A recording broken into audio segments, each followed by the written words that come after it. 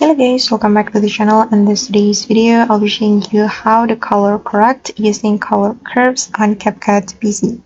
So guys, here I have already created a project on my CapCut PC, and for example, I'm going to color correct to make this video looks more green. So the first thing you have to do is clicking on the clip like this until this option appear on your screen.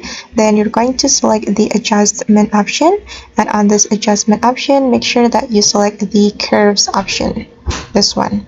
Okay, and I'm going to adjust the green color. So I'm just going to skip the white color and the red color. So if you want to start doing color correction, you can tap on the line like this until the dot appear on your screen.